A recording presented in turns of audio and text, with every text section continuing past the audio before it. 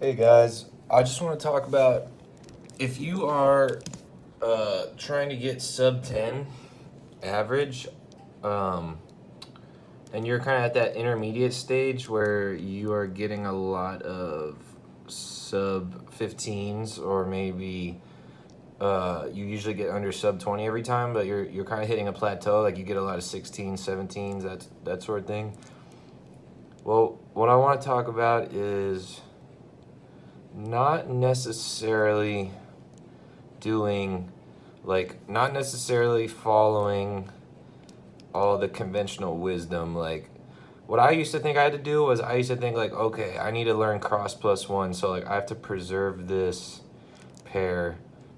But what I'm starting to learn, like, the more I kind of just intuitively solve it how I want to solve it and kind of just ignore all the rules, sort of, sometimes even if you build your cross kind of slowly, your brain will kind of like subconsciously set up the pieces where you kind of want them to be. I don't know if that makes sense. Let me try to explain. Like, for this solution, I'm gonna try to do this with one hand because I don't really have a good setup. Like,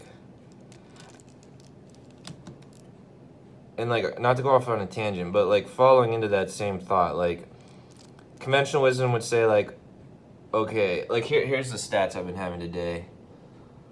Um, Conventional wisdom would say I should be color neutral, or I should be practicing to be color neutral. But the thing is, I'm solving only on white, and these are the numbers I'm getting. And I'm not really trying to preserve any pairs or do anything like that. I'm just kind of like intuitively, like, let me see if I can show you what I mean. Like, you would think like, oh, I gotta learn how to preserve this pair, but what I'm doing is I'm trying to like think like, how do I do this white cross just in the most natural way to me? And I'm basically still trying to get my muscle memory on cross, and I'm still getting hella sub 15s, and I'm not even worrying about the first pair yet.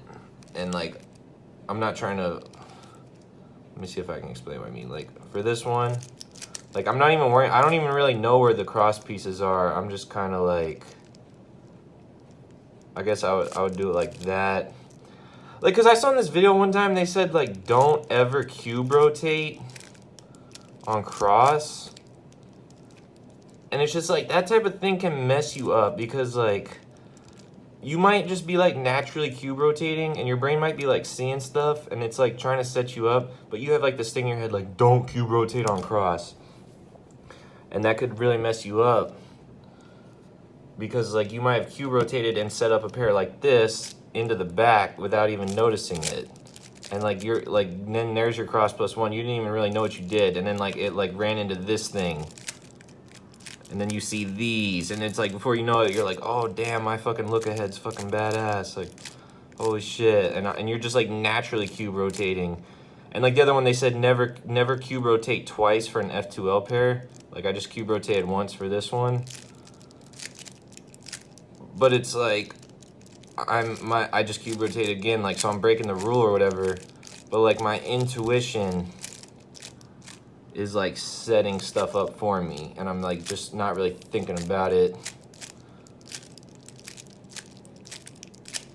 And then it'll give you good OLLs too. Like, that's the thing. Like, I don't know.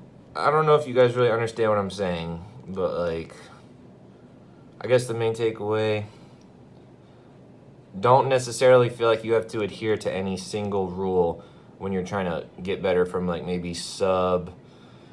If you're not under sub 20, then you need more. Your F2L, you still need work, and I'll make videos on more beginner F2L if you guys need me to.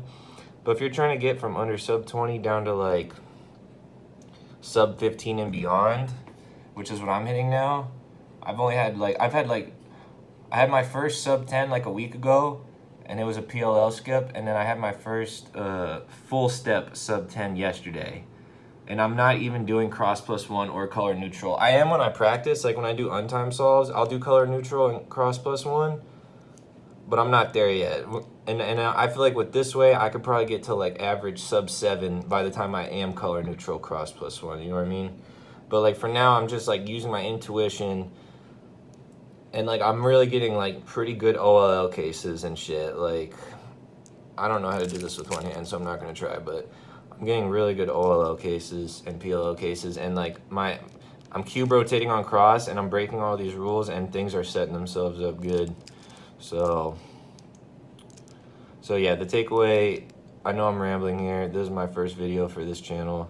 Go ahead and subscribe, please, because if I mean, that's what I need. I need people to subscribe for me to make money off this. But anyway, the main takeaway is don't necessarily follow rules like, oh, I'm sub 15, I'm trying to be sub 10, I can't cube rotate during cross, I have to plan my first F2L pair inspection, I have to be color neutral, all this stuff. It's like, no, just literally just keep solving it naturally.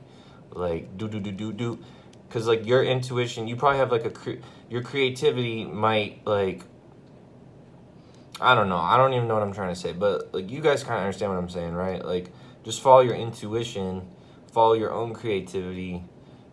There's no need to adhere yourself to a rule like never cube rotate on cross. Because what if you're solving and you're trying not to cube rotate on cross, and like you, like then I saw this other video where they're like, oh, well, like align the cross with a U2, and then like you see more pieces, and it's just like there's like so many contradictions out there. Like you can't just like adhere to any single rule.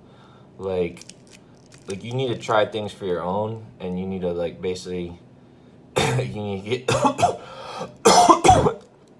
you need to get your own solving style.